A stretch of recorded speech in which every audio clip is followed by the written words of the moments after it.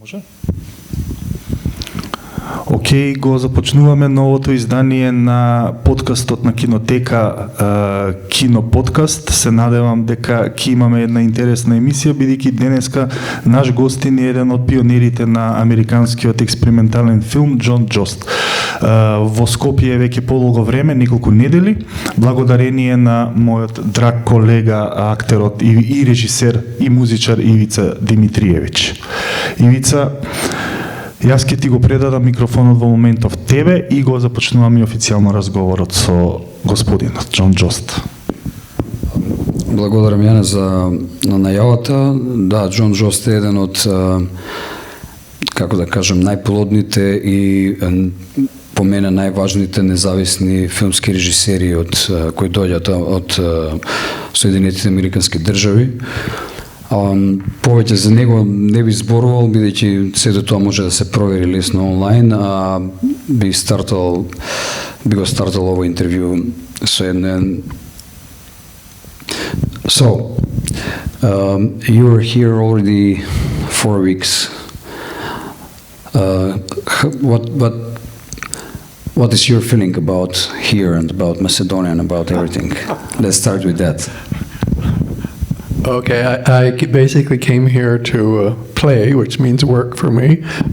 So I was fortunately provided a studio space from Jadros, okay, Jadro.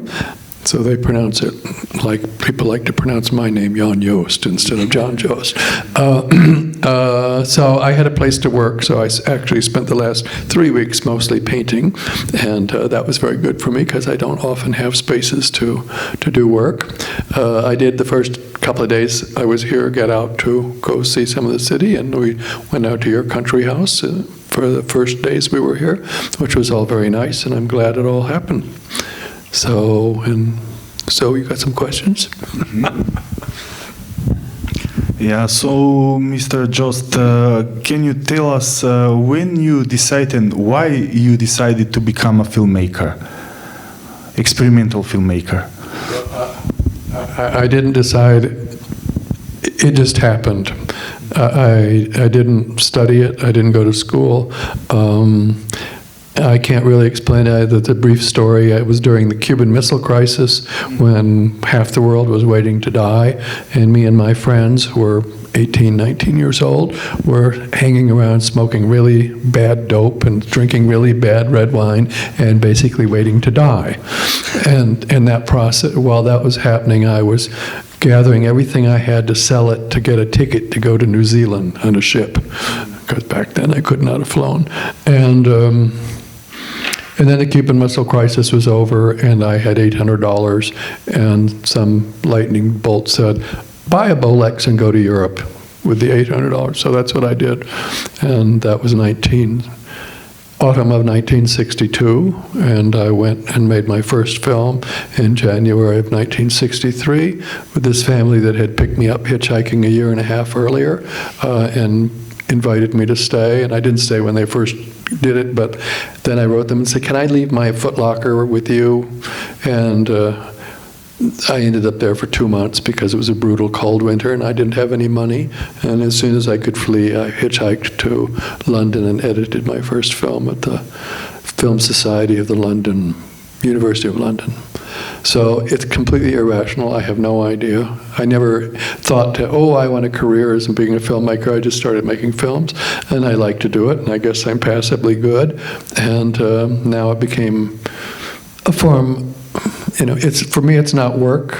It was work 30 years ago when you had to get some money, but since digital video came along, I don't need any, most of the films I've made since 1996 or 7, all cost feature-length films with actors, the whole works, but each one cost me less than $1,000.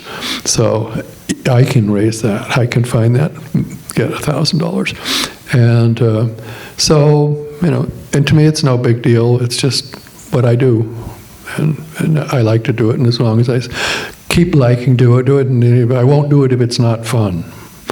This year I did something that started to get not so fun, and I was about ready to say, oh well, forget this. You go. Okay. Did you have any influences or references from the history of cinema, maybe from the first generation of experimental filmmakers, surrealists, Dadaists, maybe Maya Deren?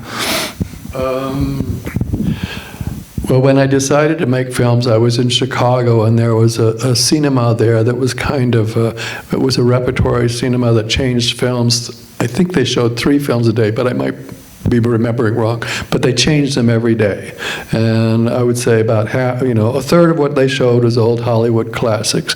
A third was the current European art movies that cinemas in America would, Antonioni or people like that, including earlier ones from the 50s or, from the post-war period on to the contemporary ones, Godard and people like that, whatever, because the other cinemas in America, the normal ones would never show something like that. And then they also showed soft porn, so the floors were a little bit sticky, and you had to negotiate your way through the bathroom, because it's a mixed purpose, a mixed purpose cinema. And so for about a month before I got my ship to come to Italy,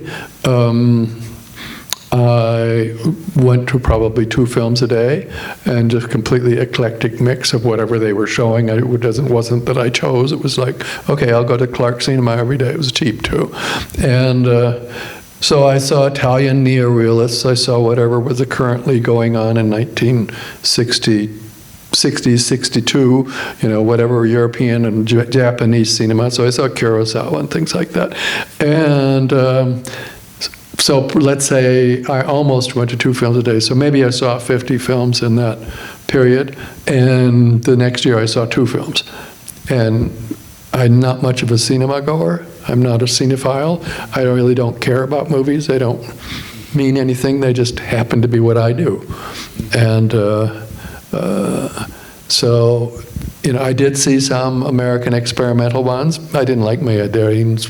I know but there's a lot of very famous, big-time experimental filmmakers, mostly U.S., but also some European, and most of them I'm not impressed by them. They don't interest me very much, and which is a heresy, which is probably one of the reasons I'm kind of banned in America. Yeah. Okay, I wanted to ask you about maybe your generation or guys who are older than you, like Stan Brekic, but if you are willing to say something about that generation. I met Stan long ago when I was, and he was the kind of guy who was a guru, and he expected you to kiss his feet, and I failed because I don't kiss anybody's feet, and so. And I don't think much of his films either. I don't think he's a good filmmaker. I think he was a very good cultural icebreaker in that he showed you could make films for very little just on your own, and it wasn't, you didn't just have to make home movies, although a lot of his movies are home movies. And it's the same for Jonas Mekas and that whole category, like everybody people in Europe think, oh, Jonas Mekas, he was and again, I don't think he was a very good filmmaker, and in my view, because I didn't come from New York City, I think he was damaging because his little cluster of friends, Paul Scherritz, Warhol, all these people, New York-based people, and if they weren't New York-based, they had moved to New York, so they became New York-based people. Ken Jacobs, all those kind of people. Whatever fell out of their camera in Jonas's view was a masterpiece and a work of genius. And then I was living out in the hinterland of America, God forbid, Chicago, which is called the second city, and there's a reason for it. And so everybody, it was like the Village Voice was the cultural Bible of the time, and Jonas wrote his columns for the Village Voice. And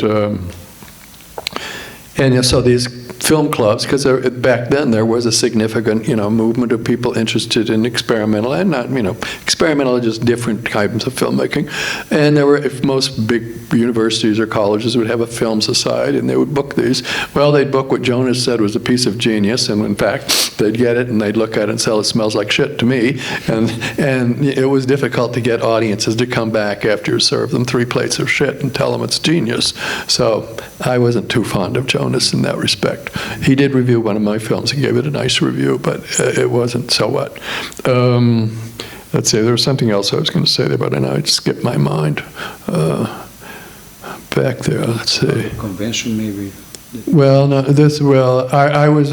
Oh, I thought there was Jonas sometime in the mid-late 60s had written in a column. I was very political. I went to prison because I wouldn't go in the military. I was an activist, anti-war, anti-draft activist.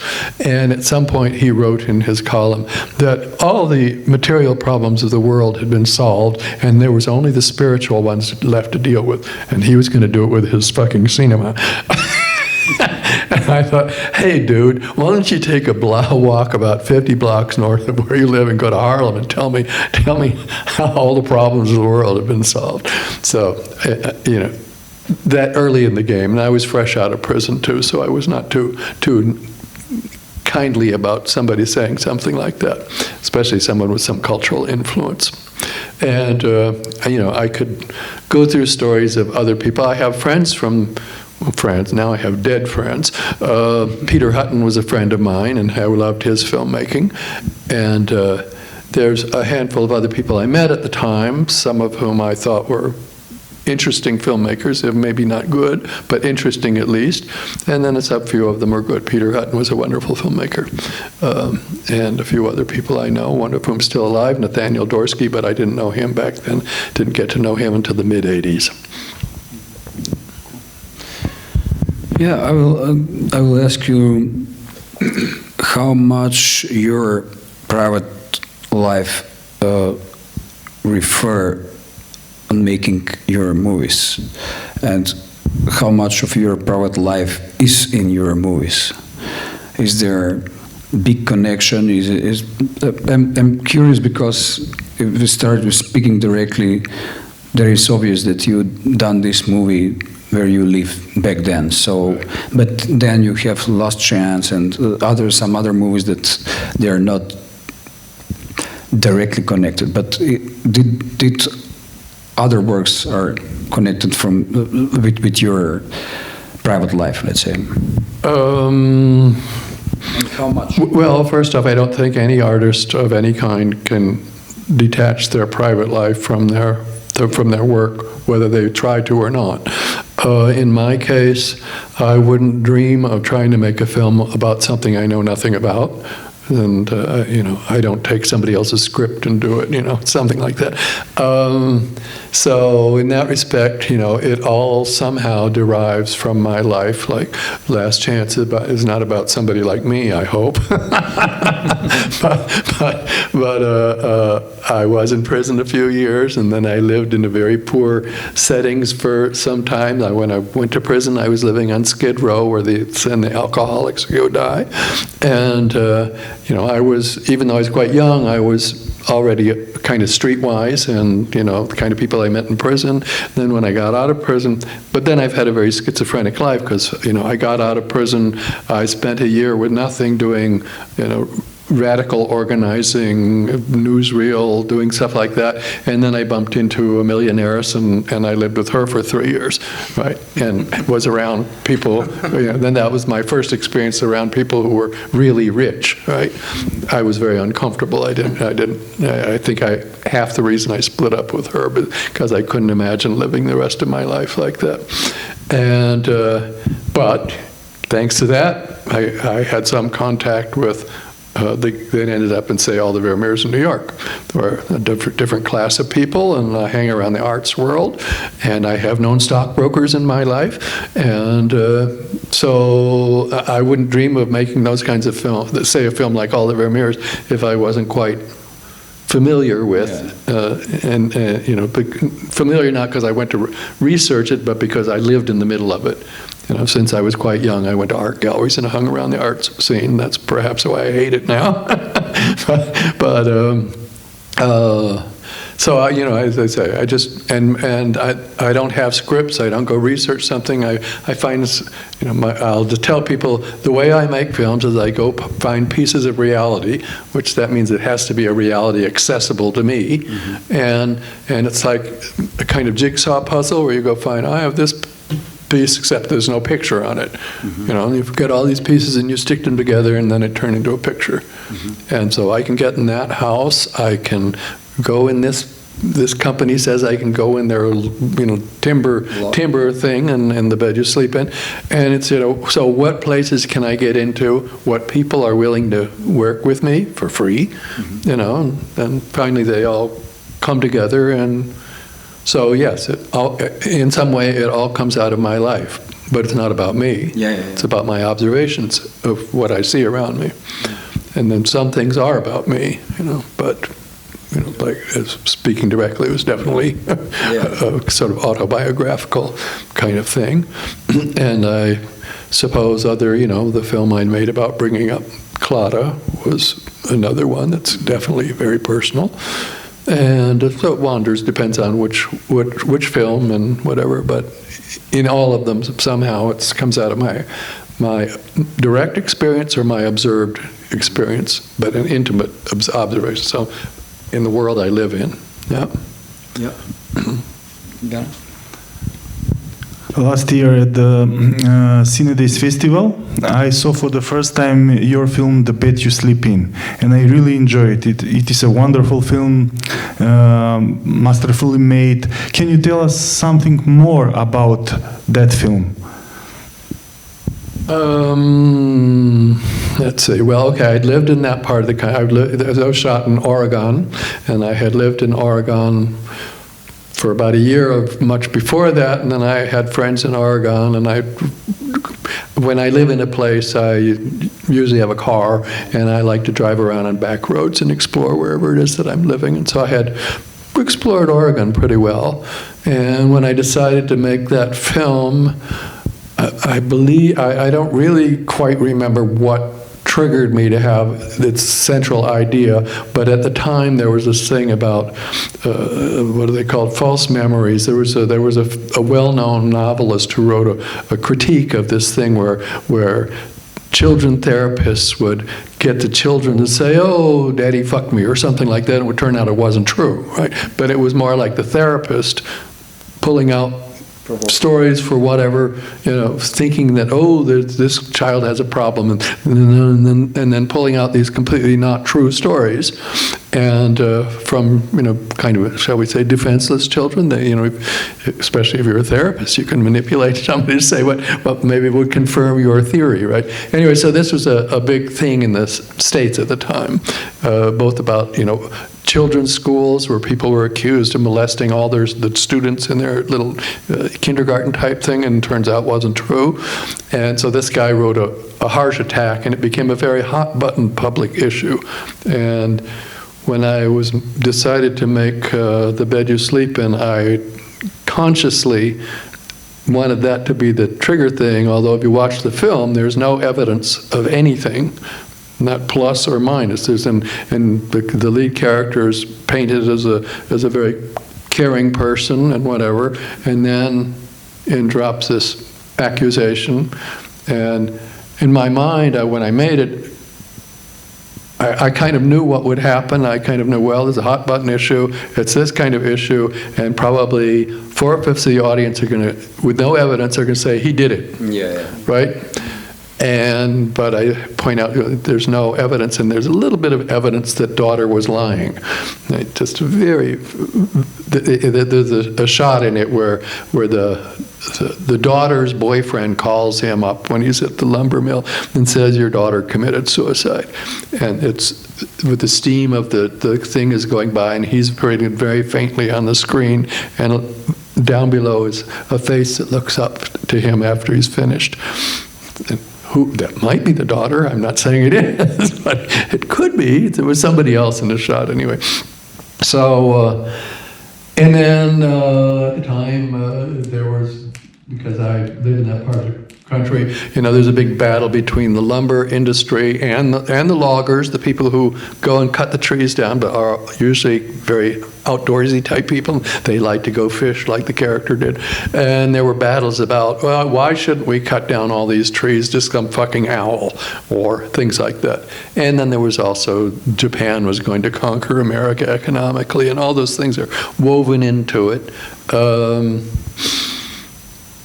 But again, when I'm making a film, I didn't think, I'll have a German evangelical out on the street bumping my. I had the German evangelical because I'd worked with him. Was that before? Yeah, no, that was after. Somehow I'd met him, but I don't know where. Not in the States, and he got a grant from the I don't know, it was Vienna or Austrian government as an actor, they'd paid to have him come over and act in a movie with me. So he comes up and I go, what the hell am I going to do with Thomas? And then we already started making the film, and at some point I thought, okay, you're going to be, the excuse for a German traveling and being an evangelical, that will be, so. But it fits really well. Well, but that's the way everything all happens. It just sort of, this gets thrust on me, or this drops in my lap, or like the son, the daughter's boyfriend who goes out fishing with him. That was my cousin. No, my nephew. He was my nephew, and he wanted to be an actor, and he studied acting, and he would just pestered me about, I want you to put me in one of your movies, put me in one of your movies. So finally I said, okay, come here, and I'll figure out for something. But when I invited him, I didn't know who he was, right? And that's kind of how I put things together, is I don't have a story in mind. I don't think I knew how that, oftentimes I don't know how a film will finish until we're 2/3 of the way through it. Although there is a consistency, it's usually they finish with somebody dying. And then people ask me, well, why are so many people die in your films? I said, well, because I don't think you can make a meaningful story about life if you don't include death, because it's a major component of how life forms in your mind, right? And I sincerely believe that. I don't really know how to make, and even. I don't know how to think of life that doesn't include death is going to be a component of it. So, anyway, so was there something else you asked me?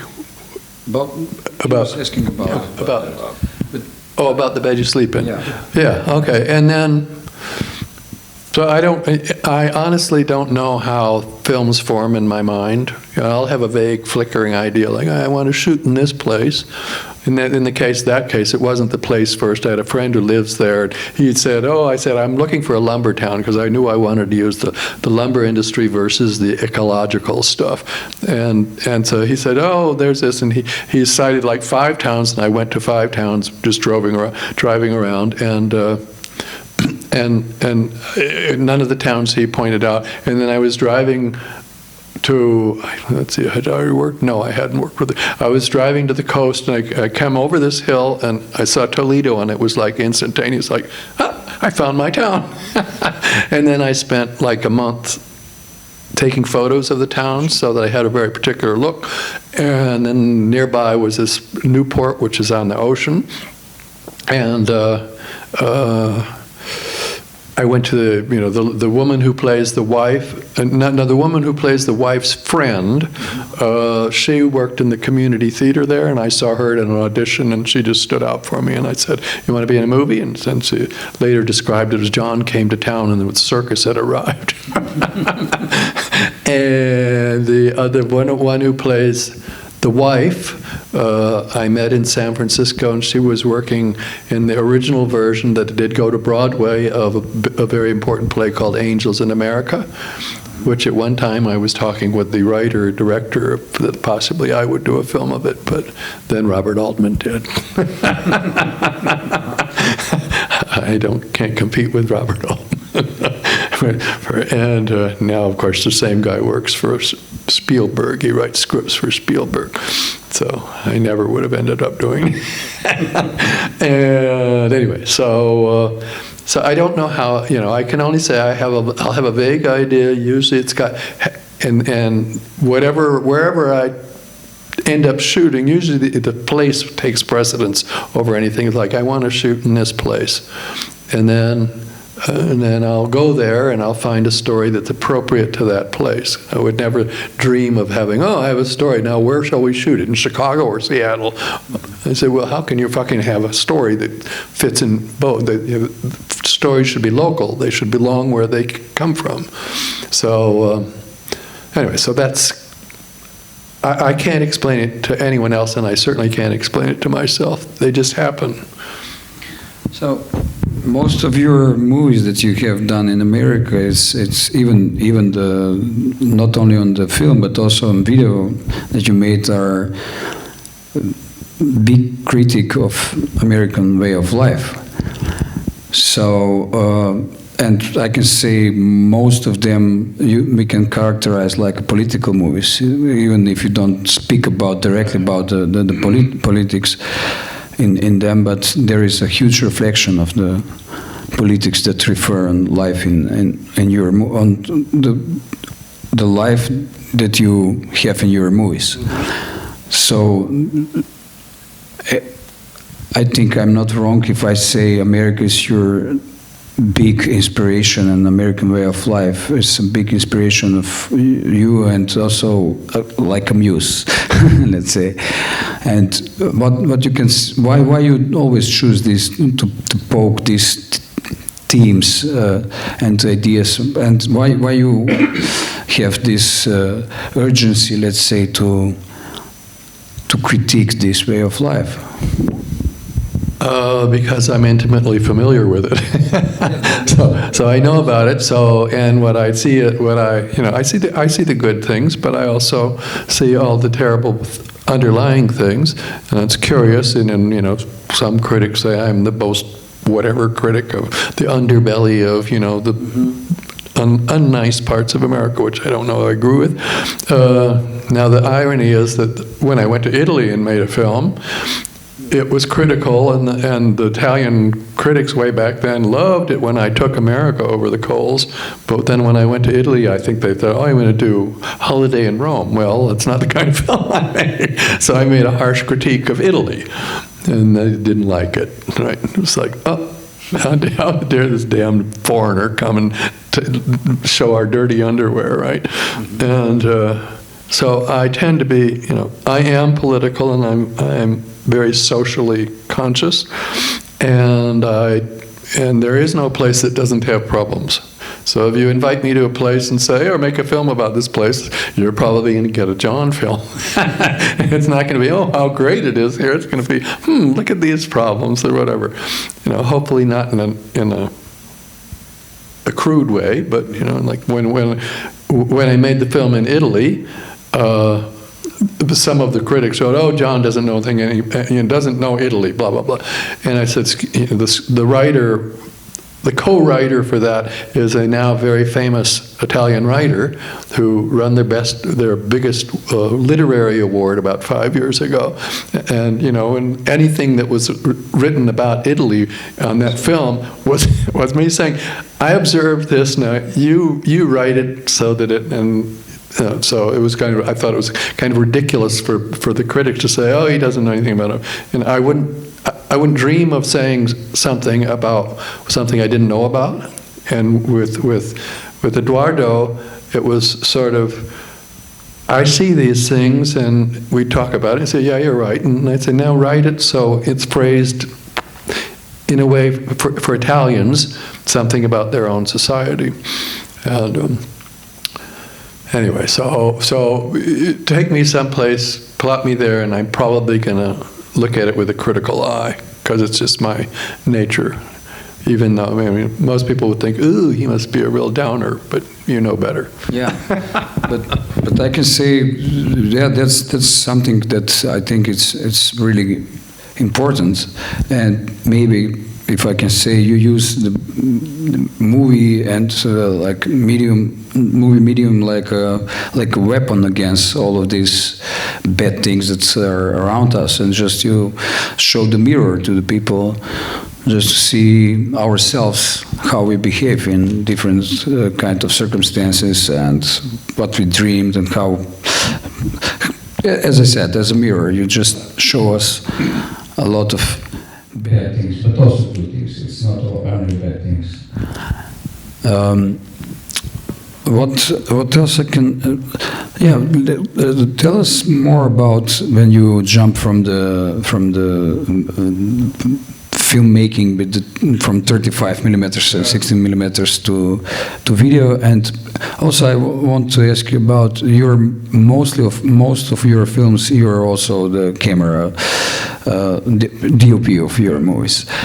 Can you tell more about how you deal it with all of that and how you learn all of these skills and how big crew you have when you made your movies? Okay. First, I didn't go to school, which I count as a blessing. I avoid professionals, especially in places like Italy and certainly other places I've been. As soon as somebody says "sono professionista," I run the other way because I know what they're doing is hiding that they don't really know very much. They just doing this con job. Oh, I'm a professional. And then they don't know what they're doing. I know better how to do it than they do. So the thing is that I'm self-taught. I bought a Bolex. It never occurred to me not to shoot myself, and I do have a good visual sense. I wouldn't recommend somebody shooting their own camera if they don't have a good visual sense, and you get born with it. You may not, or maybe suppressed, and it pops out with some encouragement. But if you don't have it, you're not going to make shitty pictures, right? Shitty images. So I tell people, well, if you can do it yourself, it's better for you. But if it turns out that you can't find an image, then go find someone who knows how to do that. So I've shot all of my films, every one of them. When I shifted to 35 millimeter, people said, well, John, are you going to finally get a DOP? And I said, what do I need a DOP for? I said, oh, it's 35 millimeter. It needs lights. It needs all this. I said, you don't know a fucking thing about cameras, right? They're bigger, and the optics change. I can adapt to that. It's not a problem. I can lift an Aeroflex or even a Panavision. When I made the films with the 35 millimeter, I did end up getting a camera assistant because I tried doing the focus myself, and now I needed a focus puller. Yeah. And I did have two wonderful women who my assistants were women, just because because they need, in the film world they weren't used much, and B, because they're just, I much prefer being around women than men, because men have chips on their shoulders and their egos to prove, and the women just want to do the job. And so anyway, so I made films, celluloid films, for 25 years, and I have zero romantic thing about celluloid, laboratories, dealing with all the assholes you have to deal with when you go to a laboratory, and this and that, and argue, say, with a timer, right? I ended up learning how to time my own films because I didn't want to go in and argue with the guy who said, oh, the skin tone should like, and I would say, I want the shirt red. If the film goes a little pink, I don't give a fuck. Make the shirt red. 2-hour loud screaming argument. I need that like a hole in the head. So I said, I'll learn how to do this myself. And I ended up timing my own films negatives. I would do it. And it's just writing, red, green, blue. They don't use red, green, blue. They use cyan and whatever, but it's red, green, and blue. And so I taught myself everything. And just like when people say, oh, it's 35, you need lights for 35. And I said, you need lights for 35? No, I shot all my 16 millimeter films with no lights. Why do I suddenly need it when everything else is the same except the scale? And then what they're really saying is, well, everybody else uses lights when they're shooting 35 millimeters. And what am I supposed to say? Everybody else is stupid. And my films are beautiful. I mean, All the Very Mirrors is a beautiful film. Everybody says how beautiful it is, or the bed you sleep in. And I wasn't using lights for that stuff. It was just me, the camera, a sound recorder, and in those 35 millimeter cases, a focus puller woman who would help me do that. And otherwise, all very simple. But along the way, I had enough experiences with the producers, because I did have to get some money for the later films, and it was such a miserable, unhappy experience that when digital video came along, and I'd shot 2 films in Panavision, and here comes digital video, and I'd also shot some with Aton 35 millimeters, small light camera. And I had a DV camera in my hand for 30 seconds, and I looked at the image, and I liked the image, even the early so-called funky, gritty-looking early DV. I liked the image quite a lot, and it really, literally in 1 minute, I said, I'm never touching film again. This gets, now I can get a 90-minute tape that's reusable for, back then, $7, and so for $7, I basically have a near infinite amount of shooting material. And the cameras didn't cost that much, and it was like, okay, now I will never talk to these producer assholes one more time. And then I started to make films in digital video, and turns out that it was 96 that I began. I've had it in my head firmly that it was 97, but so basically as soon as it came along, I shifted to digital video, and people are always like, well, would you like to film? I said, let Mr. Nolan have his 70 millimeter fetish and his millions of dollars to make them. And then that also radically changed the way I worked. I mean, working in digital changed. When in film, I would hardly ever do a retake, and I don't like doing retakes because I like to think the actor can do what I want the first time around. But if they don't, I don't hesitate to say, that doesn't work, let's do another one, because it doesn't cost, it's not costing me anything but time. Mm-hmm. And with film, it was costing you time and money. A lot of money. And so it changed the way, and then it changed the way I thought about film, because I got rid of the money thing, and when I was shooting in film, I really wouldn't shoot unless I was pretty certain I was going to be using it, so I didn't wander around shooting all the time in film because I didn't have the money to do that. And as soon as digital came along, I had a camera with me all the time. I shot all the time. I'd say a third of the films I've shot in digital video, I didn't set out to make that film. I just shot a bunch of material and it said, hi, I'm a film.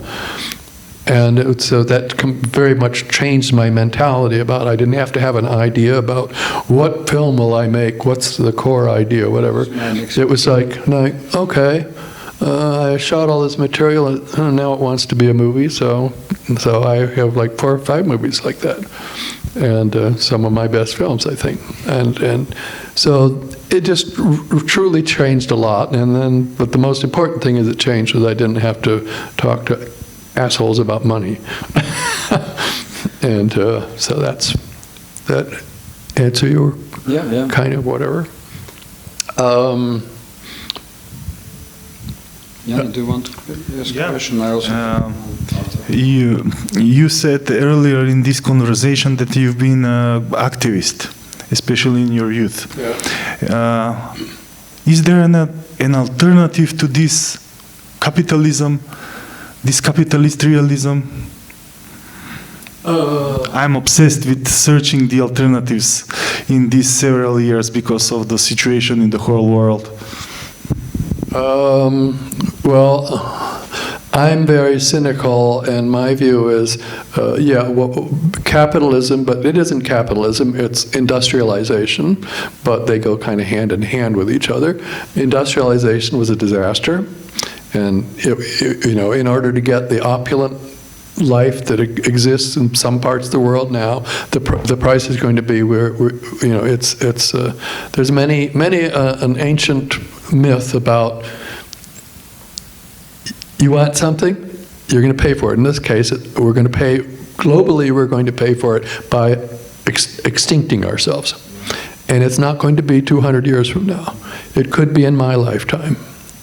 My father lived to 99, I'm 80. So if I get to his age, I got 19 years, and I think well before 19 years there will be mass die-off, because they talk about the global climate change. Well, and then not too many people say, oh, by the way, that also means there won't be any food, because either, an atmospheric river will have washed it away in some place that isn't used to having water, or it'll be a drought and there won't be anything, or the glaciers in the Alps are all melting as they are in the Himalaya as well. Well, there's in the Himalaya. Okay, there's about 1 billion people who live in the floodplain of the Himalayas, and when the glaciers are gone, the rivers are gone. What does that mean? There won't be any food, and that 1 billion people will die. Right? So it's that kind of thing. So I'm smiling because I can do nothing about it, right? And I think nobody can do anything about it right now. And part of it's because the snowball is going so much. We're all addicted to the technology. Right here, I'm going to fly away in a few days. And people say, oh, you're going to leave a carbon footprint. It doesn't matter what you do. You're leaving a huge carbon, just by living in a city, you're leaving a giant carbon footprint because a city is a giant energy sump. It's just sucking up all the energy around it, especially big cities like London or, but even a small city is doing the same thing, just at a different scale. And there's no way people are going to say, oh, let's stop doing all that. I mean, human psychology isn't like that. And the only way we're going to stop doing it is sorry, there's no food in the grocery store and you're starving to death. Right? And before you starve to death, of course, you'll go kill your neighbor to take their thing, right? So you'll get all the 4 horsemen. We're going to get famine, pestilence. We already have pestilence. We already have famine. We already have wars, right? It's just they'll get bigger. And of course, this time when we do a war, it will be a globalized war. And at some point, somebody's going to hit there, like, I'm going to blow you up with my nukes. Whether it's India, Pakistan, the United States, Russia, Israel, France, England. I mean, you already can see it. Right now, immigration into the United States from Latin America, into Europe from Asia and Africa, it was like, first we got this, well, how do we treat all these people? And now now we have the argument, well, we don't let them in. And pretty soon, when they come, we just sink their fucking boats and we kill them as they get close to us, right? That's what's going to happen. And there's no way it's not going to happen. There's not going to be some nice, let's all be nice to each other political movement. That's not what happens in the real world. When people get under stress, they say, let's have a Hitler to take care of those people. and that's the way we are. That's the way humans are. And now we've concentrated it, and we're so proud of our technological prowess and what we can do, and I say, but that's what's going to kill us. In Old Greek, it was called hubris, right? It's like, okay, you think you're so great? Well, here, let me kick you in the butt. And in this case, the kick in the butt will be collectively fatal. It already is. I mean, to me, it's already written. There's nothing any of us do will change that. And so my view is, well, if you know that, should you be unhappy? I mean, there's nothing you can do about it. Right? And my view is, well, it's not going to do me any good to be unhappy. Right? And if I'm unhappy, then it's going to make the people around me unhappy, so they're not going to do them any good either. So my parallels, for years I've flown, and I was always, well, if the plane was going down, should I yell and scream, and what good will that do me? No, everybody else will be yelling and screaming. I say, I better put a smile on my face and say, I had a good ride. Because it's not going to make me feel better to scream and shout about something I have zero control over. And right now, what's going on a global scale, I have lots of friends who are nice little friends who recycle and do this, and I say, well, you do that, and it's to make you feel good to think you're doing something useful, but actually you're just deluding yourself, because the same people usually have money, and so they do their recycling, and then they fly off, like my cousins flew off for a safari in Africa for 2 weeks, but she's very careful about her recycling, and she has a little garden, and she makes and she's a lovely person, and I love her, but I go, another one of these people just deluding yourself that you're doing something. And I understand, you want to feel good about yourself. Well, you're fucking everything up. But we're all fucking everything up, so it doesn't matter. These things always go in this direction. Anyway, so capitalism is a part of it, but socialism was just as bad. I mean, communism did exactly the same. They're all in love with industrialization, and industrialization was a catastrophic mistake. And it's probably farming was too. Probably we are. As a species, we're probably we think we're great, and we're a very poorly designed species because we're too clever and not wise. And so we can make all these fantastic things, and when it comes down to being smart and wise, I'm gonna punch you in the fucking nose, buddy.